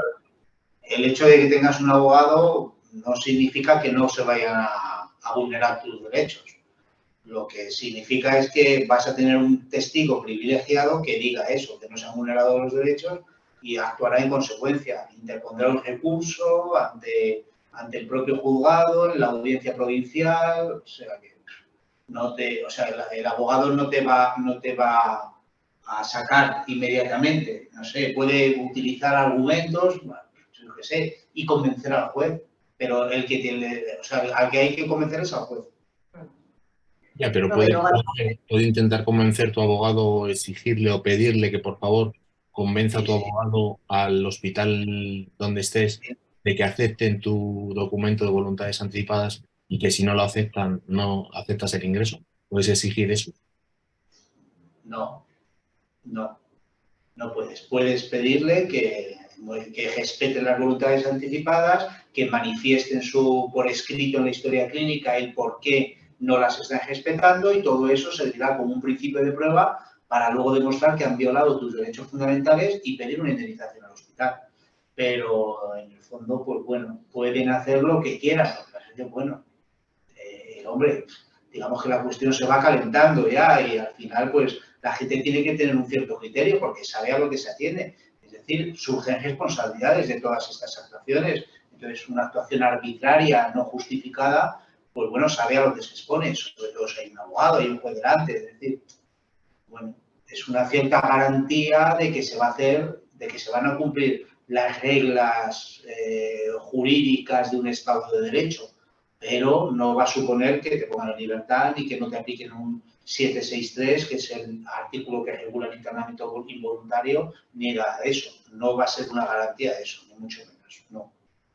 O sea que un documento de voluntades anticipadas entonces no es vinculante ni permite, por ejemplo, que aunque tú digas en el documento no quiero que me apliquen esto, electroshock, estas medicinas que me sientan mal, tú puedes poner ahí la Biblia en verso, que luego si la clínica decide que te tienen que aplicar 20 neurolépticos y estás cayendo baba durante mes y medio, eso no te lo quita ni Dios por mucho abogado que eres. Entonces, esto de las voluntades anticipadas no le veo el sentido, sinceramente. No sé para qué sirve, si es que sirve para algo. Bueno, yo creo que poco a poco. Es decir, habrá a lo mejor, una cosa es negarte a todo tratamiento y otra cosa es proponer alternativas de tratamiento. Yo creo que en cualquier caso se deben respetar las voluntades anticipadas, siempre y cuando se otorguen con los requisitos establecidos en la ley. Creo que siempre se deben de respetar, y que si no se respetan es por el estigma que acompaña a la enfermedad mental, como he dicho antes. Pero creo que eso es una conquista que hay que ir ganándola poco a poco. Y se empieza así, se empieza otorgando instrucciones anticipadas y cuando no se cumplen, recurriendo, interponiendo y defendiendo tus derechos para que te justifiquen el por qué no se ha cumplido. Porque en principio la ley dice que no se pueden cumplir únicamente en dos supuestos.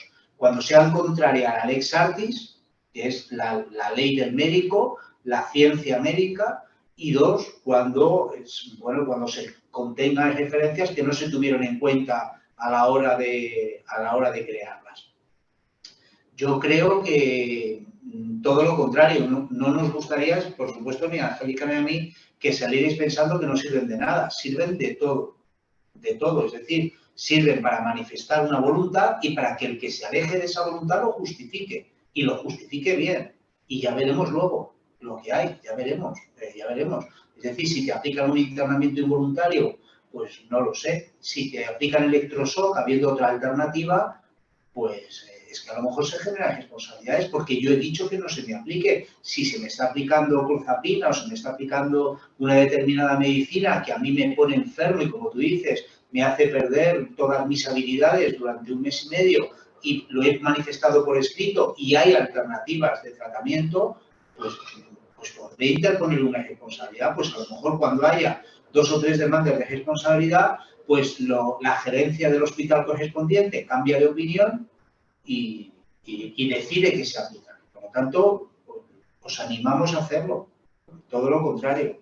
Sí, a ver, yo también, porque por ejemplo cuando iniciamos, ¿no?, las conversaciones con el profesional sanitario, pues claro, al principio estaban igual, ¿no? Y qué es lo que nos están planteando aquí, ¿no?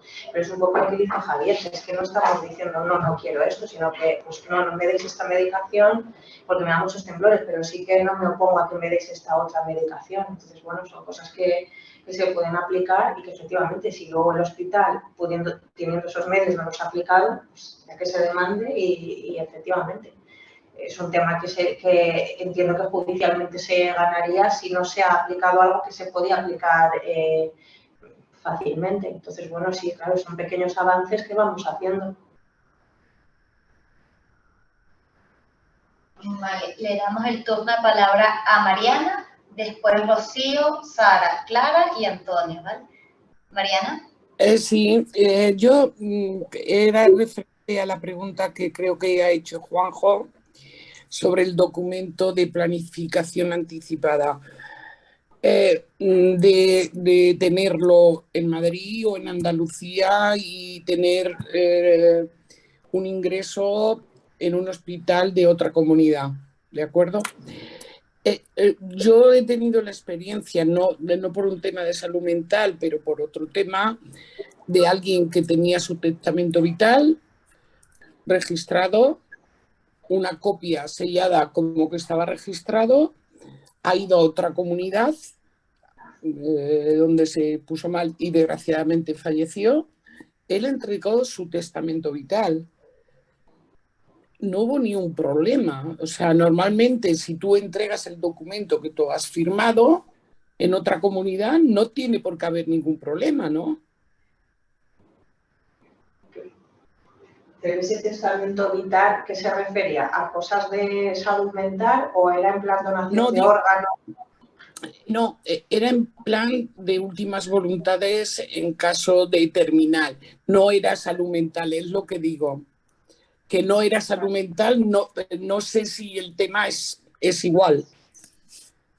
Que es igual que la planificación anticipada. Y mi otra pregunta era si la planificación anticipada de cesiones, ahí se puede hacer un registro de ella también, como en el caso del testamento vital.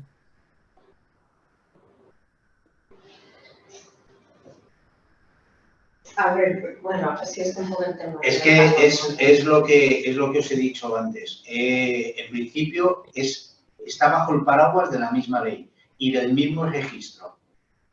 Es decir, en el mismo registro en el registro de instrucciones previas que existe en todas las comunidades, en las 17 comunidades autónomas, deberías poder inscribir tu voluntad para los últimos momentos de tu vida o para alternativas o relacionadas, alternativas o preferencias relacionadas con el tratamiento en salud mental o en la salud de lo que sea. Debería de ser exactamente lo mismo. El problema está que hay muchos registros que no te admiten voluntades anticipadas en salud mental porque entienden que van en contra de la Lex Artis, porque eso no se puede hacer, porque eso no está previsto en la legislación, que te ponen pegas y te ponen peros. Entonces, claro, eso se multiplica cuando te vas a otra comunidad autónoma. Mientras que si digo quiero donar mis órganos o quiero que tal, eso nadie pone pegas, porque eso todo el mundo lo entiende. Pero cuando dices, pues yo no quiero, pues como ha dicho el otro compañero, pues que no quiero que me aplique electroshock, pues, venga, usted eso no puede hacerlo, porque eso, yo qué sé, eso es un tratamiento. O sea, que gastando una broma, es cuestión de irme a una comunidad autónoma, no es mi caso, pero esa persona, irme a una comunidad autónoma donde en el registro de últimas voluntades me acepten mi planificación anticipada de decisiones. Y tenerlo, sellarlo, guardarlo y donde vaya lo llevo. Y avisarnos a todos para decir en qué comunidad lo he conseguido, ¿no? Porque no sabemos ninguna en donde se haya conseguido todavía. Claro. Es que hay muchas trabas. Y si te metes incluso en la página de la Comunidad de Madrid y tratas pones instrucciones previas y tratas tú solo de, ¿sabes?, de registrar tus decisiones anticipadas, voluntades anticipadas en salud mental, es que ni siquiera te dejan. O sea, o pone que sean de 2 testigos, luego si lo intentas rellenar por internet, o sea, las casillas, que ahí sí que es con casillas, todo se refiere a situaciones vinculadas con el final de la vida, donación de órganos, pero es que ninguna hace referencia a salud mental. Ya. Y nos hemos encontrado desde la federación con muchísimas trabas, o sea, de irnos y no volvernos con el paseo. Bueno, es cuestión quizás de comprometernos y rellenar el que estáis haciendo vosotros y ir masivamente a entregarlos. Eso es. Al mismo sitio, una cola de 1000 personas allí. Vale. Pues sí, hay que pensar métodos, o lo estábamos diciendo ya, a lo mejor un formulario que la gente que quiere escribir, ir recogiendo firmas de las personas que queremos inscribirlas, o hay que pensar opciones, porque de momento hoy no lo hemos conseguido todo. Gracias, Mariana. Le damos entonces una palabra a Rocío. Hola, buenas tardes. Mire, me gustaría conocer si hay otras figuras profesionales que intervienen en todo este procedimiento, además de los sanitarios, de los que hablabais, y de la parte jurídica, si hay coordinación con otros profesionales de servicios sociales de base o con otras figuras profesionales que estéis considerando fundamentales dentro de todo este procedimiento.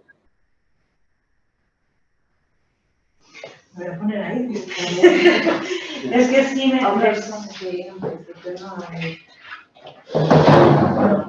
Bueno, hola, yo soy Adriana, la coordinadora de la federación. Que he estado trabajando también en la planificación anticipada de decisiones en el Gregorio Marañón con Angélica Y nos comentaban, por ejemplo, que en el Hospital del Príncipe, ¿es verdad? Es el primer hospital que ya ha hecho un piloto de planificación anticipada de decisiones, de hecho surge en un recurso, no recuerdo si era un CRL o un CRPS. Como por lo que estamos diciendo aquí en las asociaciones, ya independientemente de que haya un ingreso involuntario o no, que puedas escribirlas en tu hospital o no, pues al final a nosotros mismos en las asociaciones nos pasa o en la misma federación. Luego tienes un compañero que está ingresado y de repente llaman amigos a preguntar por él y yo no sé si tengo que contestar, si la persona quiere que conteste, si quiere que informe, si quiere que le vayamos a ver, si no quiere que vaya. Entonces, bueno, lo que estábamos hablando, ¿no? Sí que consideramos que más allá del ámbito sanitario, que es el principal, que es nuestro objetivo, que sí que se trabaja incluso en las asociaciones, ¿no? Para que las personas que están alrededor sepan cómo quieres que te traten en un momento que estás en una crisis. Nosotros también lo que peleábamos mucho en el Gregorio Marañón es que, claro, no solo tiene que ser en la unidad psiquiátrica, sino luego urgencias, ambulancias, traslados, en fin, intentar que se lleve más allá, ¿no? de los ingresos involuntarios. Y sí que nos comentaban muchas personas que han hecho este documento, incluso que no han tenido luego ningún ingreso, que les ha venido muy bien precisamente pues por lo que no nos viene bien a todos, al final con un conocimiento propio, ¿no? De decir, oye, pues es que esta persona, cada vez que estoy con ella, es que me saca de mis casillas, pues voy a intentar evitar las cosas que veo que me hacen daño, que no me sientan bien, ¿no? Oye, pues ahora me estoy observando, veo que esta medicación no me sienta bien, oye, me sienta fenomenal cuando estoy en crisis, leer. Pues bueno, echar mano de ese mismo documento para ti, de lo que te puede venir mejor en un momento de crisis. Entonces, más allá de lo sanitario, que creo que es lo que estabas preguntando, sí nos parece muy importante que se vean las asociaciones, en los CRPS, en los CRLs, y además que si hay una cultura de esto, pues al final terminará llegando también a lo sanitario. Sí, pero no tenéis ningún rol definido, ¿verdad? Profesional, así o de acompañamiento. No. Vale. De hecho, intentaremos poner el documento a disposición de... Hay muchos, los llamados mapas locos, que me parece que fue Flipas, que es un movimiento en primera persona. Tenemos, de hecho, en el Príncipe, en el Príncipe también tienen otro. Nosotros hemos intentado hacer uno que tuviese todo eso y lo que nos decían en el comité madrileño en primera persona que les parecía más importante que estuviese. Pero luego es muy curioso que cada persona es muy diferente. Había personas que nos decían, no quiero ver la televisión cuando estoy ingresado, y otros que decían que todo lo contrario. Entonces, bueno, pues también es un poco observarse a uno mismo y ver qué es lo que le viene mejor. Intentar que los que están alrededor que lo sepan para que tampoco te ayuden en esos momentos. Muchas gracias. Gracias, Rocío. Le damos la palabra a Sara. Hola, buenas. ¿Me escucháis bien? Sí, te escuchamos. Fenomenal, nada, encantada de estar aquí. Mira, yo me planteaba un poco como la pregunta de por qué hay tanta reticencia, ¿no? Bueno, quizá en los dispositivos de mayor control, ¿no? Como pueden ser las UHBs, a respetar las decisiones anticipadas. Y claro, también me planteaba quién asume un poco la responsabilidad, ¿no? De lo que ocurre cuando esas decisiones anticipadas se respetan. Entonces, no lo sé, me planteaba, pues igual que hay gente que no de pronto se le para el corazón, ¿no? Y pone en sus decisiones anticipadas que no le reanimen, ¿no? Y obviamente pues la responsabilidad es tuya, ¿no? Y tú, bueno, pues asumes el riesgo, ¿no? De, bueno, pues las consecuencias que pueda tener, desde quedarte mal, morirte, no morirte, etcétera. ¿Quién asume los riesgos? Bueno, pues de que en un momento dado diga no me contengan, ¿no? Y efectivamente se respete y, bueno, pues de alguna manera me pueda yo hacer daño. ¿Yo asumo ese riesgo? ¿O se le puede imputar a los psiquiatras, por ejemplo? Me preguntaba, porque puede ser algo que de alguna manera, bueno, no lo sé, frene mucho, ¿no? El que se puedan respetar, ¿no? Estas voluntades anticipadas y luego de alguna manera la responsabilidad, ¿no? Se le da al profesional que la respeta. Yo es que creo que también para ellos, o sea, por eso ahora los profesionales se están dando cuenta que también les sirve a ellos, ¿eh? Porque al final, claro, si el paciente ha dejado por escrito que no quiere, al final pues les exime en cierta manera de responsabilidad. Es una decisión del paciente, pero claro, volvemos a lo que estaban diciendo antes. Hasta que no llegamos a un juicio y un juez y haya sentencias y esto pues vaya habiendo jurisprudencia, pues no vamos a saber porque no nos hemos encontrado nunca todavía en ese caso, pero yo creo que ahora sí que hay, y otra cultura también. Las primeras veces que hablamos en los comités de pacientes de los hospitales de la planificación anticipada de decisiones, vamos, nos miraban como, ¿qué nos estáis contando? Y ahora son ellos mismos los que nos están diciendo, oye, nos parece que esto puede ser muy útil, es que nos puede venir bien a nosotros también, porque claro, la gente se recupera mejor cuando las decisiones son compartidas, en fin, que yo creo que para los profesionales también es un respaldo. Claro, es que es respetar la voluntad de la persona que ha hecho de manera consciente y libre, y lo ha hecho la propia persona, con lo cual es responsabilidad de la propia persona, no del hospital si lo cumple.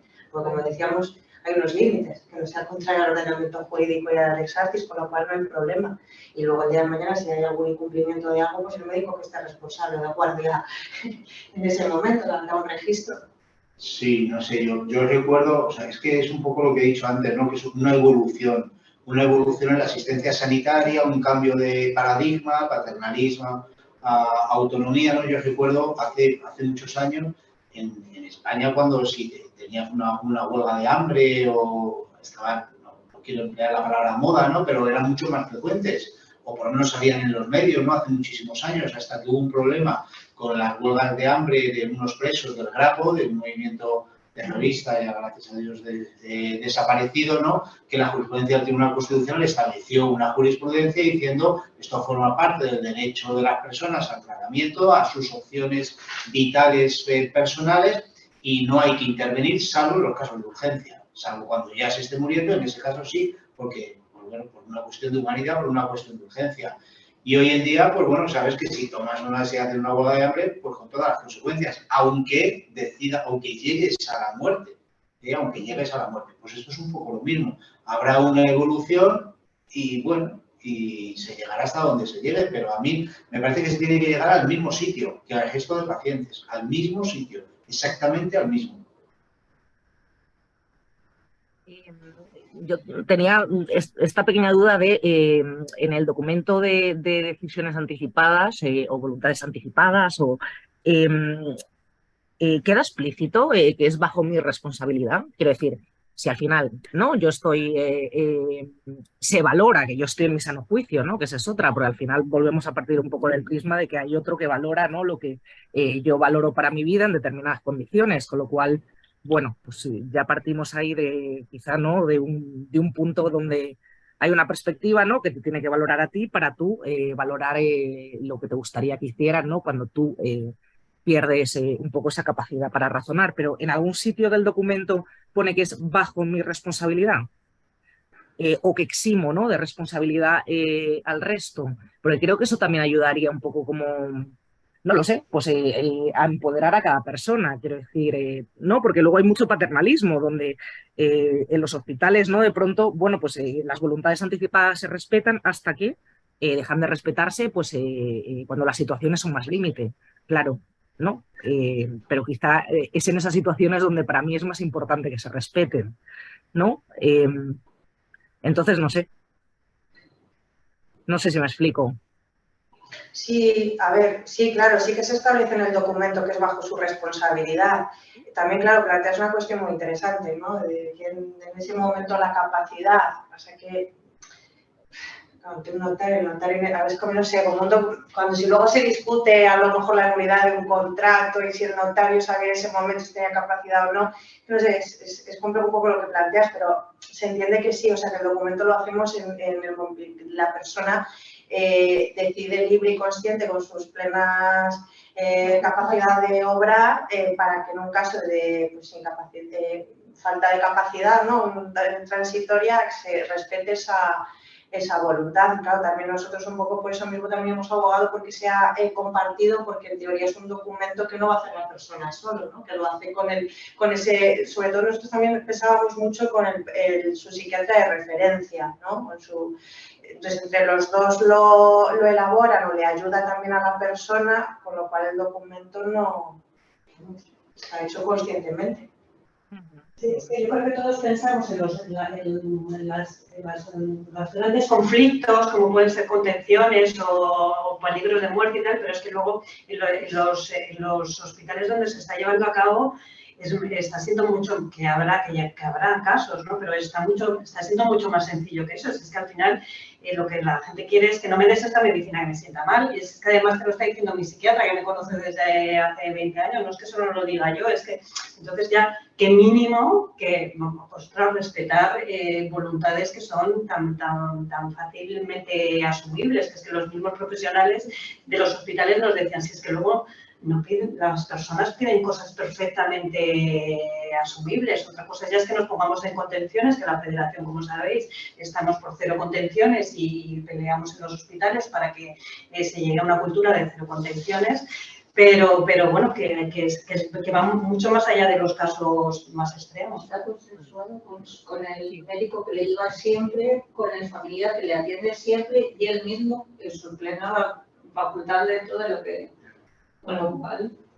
Claro, sí, ahí el problema que veo es que cuando hay un acuerdo, fenomenal, ¿no? Pero quiero decir, cuando tus voluntades no coinciden, ¿no? Con la voluntad a lo mejor de tu psiquiatra de referencia en determinados puntos, pues ahí quizás sí que, ¿no?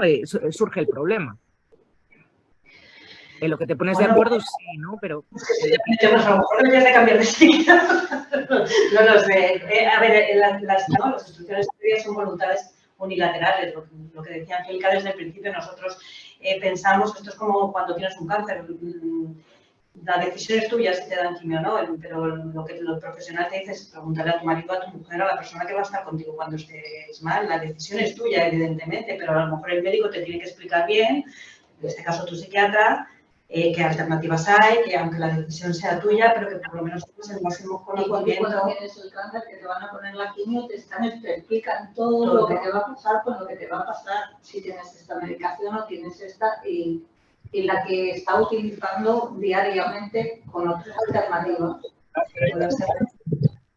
Aunque la decisión final, pues claro, lo que sea.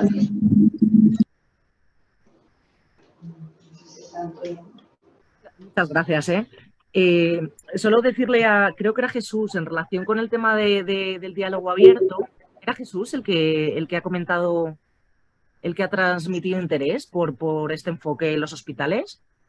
Sí, era Jesús. Era Jesús. Yo, vamos, he escuchado mucho hablar de La Porvenir, una asociación que, vamos, defiende claramente el diálogo abierto y trabaja en ese enfoque.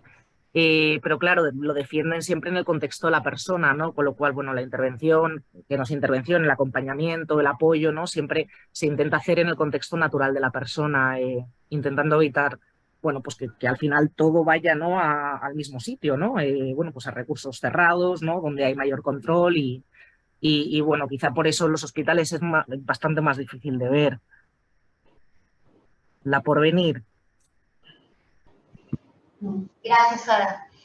A vosotros. Damos el turno de palabra a Antonio y ya sería la última intervención del día de hoy.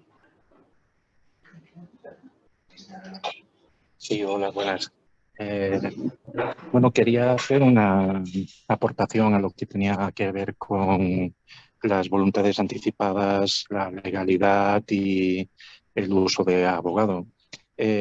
Bueno, hablo desde Palma de Mallorca y hace poco tuvimos una breve formación en cuanto a voluntades anticipadas de un activista proveniente de Cataluña.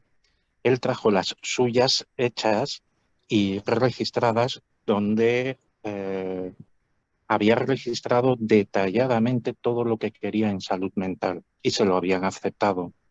Y hablar de todo me refiero a qué medicamento quería que se le diera cada día, la dosis, absolutamente todo, quiénes le podían visitar, dónde quería estar ingresado en caso de ser extremadamente necesario por temas legales y demás. Claro, el uso de abogado que se hablaba antes, si llega al extremo de que se tiene que solicitar en el momento, es difícil que el abogado comprenda lo que nosotros queremos.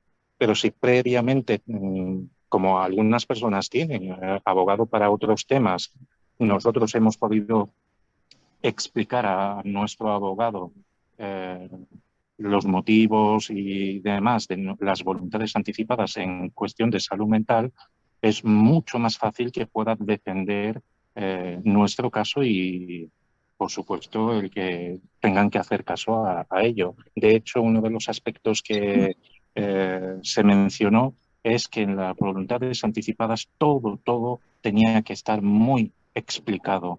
Él explicaba si quería un medicamento, por qué y el porqué de esa dosis. Y si no quería un medicamento, también el porqué y cuáles eran los efectos negativos que le producía a él, etcétera.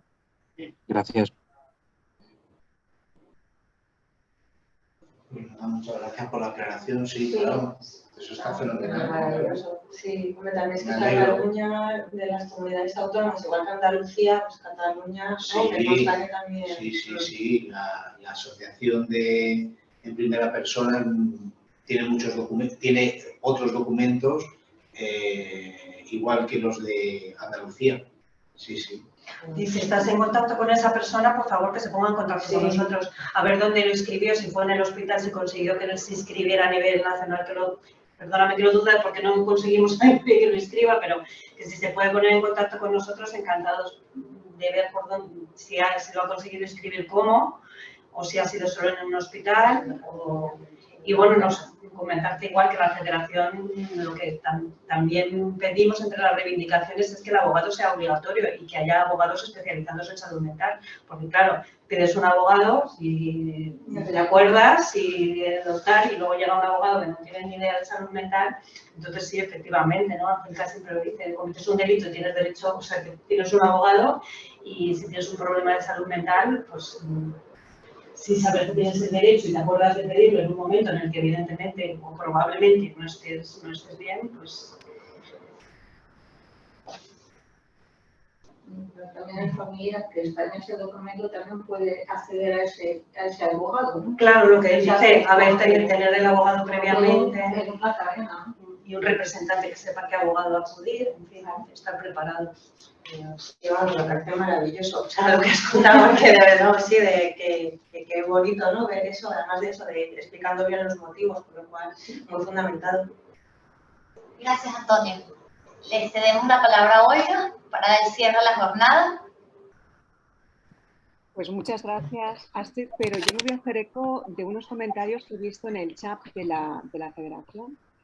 Primero Isabel, que nos cuestiona, nos plantea, bueno, ¿por qué es necesario que tengamos esta revisión de un juez en salud mental y no en otro tipo de patologías? Me hago eco también de Mariana, que nos plantea que reivindiquemos en conjunto y que hagamos presión en conjunto, que no es una sola persona la que va a solicitar o la que va a pedir las voluntades anticipadas, sino que seamos muchas personas haciendo fila con relación a las voluntades anticipadas. Y yo os diría que, también como nos comenta Javier, esto es una cuestión de sensibilización social y de tiempo, ¿no? Si lo nos daríamos cuenta de que en este momento en televisión escuchamos hablar de este tema, pero hace 30 años era impensable. Simplemente una mujer podía perder los hijos, la casa, etcétera, porque incluso, aunque ya estuviese aprobada la ley del divorcio, etcétera, como estabais comunicando antes, ¿no? Había formación en los jueces en cuestiones de género. Pues es que esto mismo pasa en la cuestión de salud mental. Así que yo creo que tenemos que felicitarnos por ir generando cada vez mayor sensibilización social, mayor visibilización de este tema, y que esto no se termina con esta jornada. Es que tenemos que estar en el día a día. Viene el 10 de octubre, no hay que quedarse solamente en el 10 de octubre, hay que quedarse en el día a día. Y en la comunicación, todas las buenas prácticas que conozcáis cada uno de vosotros, de vosotras, en los territorios en los que estáis, comunicadlo, porque eso nos va a dar fuerza. Y más allá de esto, pues bueno, agradeceros vuestra presencia a Javier, Adriana, a nuestra querida defensora de la Oficina de la Defensa, Angélica. Muchísimas gracias a Adriana, Ari, a las juntas directivas, como nos recordaba Javier, y a todos los que estamos, ¿no? Socios, con experiencia propia, familias y perspectivas muy distintas, pero que al final confluyen en lo mismo, ¿no? Y es que todos queremos una mejor salud mental para todas las personas. Así que hasta la próxima jornada, hasta el 10 de octubre, que tendremos nuestra marcha por la salud mental, como siempre, en Madrid. Os animo a que os unáis, que os vengáis incluso de Mallorca, Cataluña, Galicia, de donde queráis, para marchar ese día, y vamos a seguir trabajando porque esto no se termina en esta jornada. Deciros que me habéis dejado reflexionando, me habéis dejado en un estado en el que ahora mismo, bueno, creo que nos queda constancia, ¿no?, de que hay mucho que trabajar. Enhorabuena por las participaciones, las preguntas, y hasta pronto. Despedid vosotros como equipo técnico desde la Federación, por favor. Publicaremos luego, como las últimas jornadas, como decías tú al principio de la jornada, quedará grabada y podréis disponer de ella y del documento de planificación anticipada de decisiones para que podáis trabajar con él. Y estamos a vuestra disposición. Muchas gracias.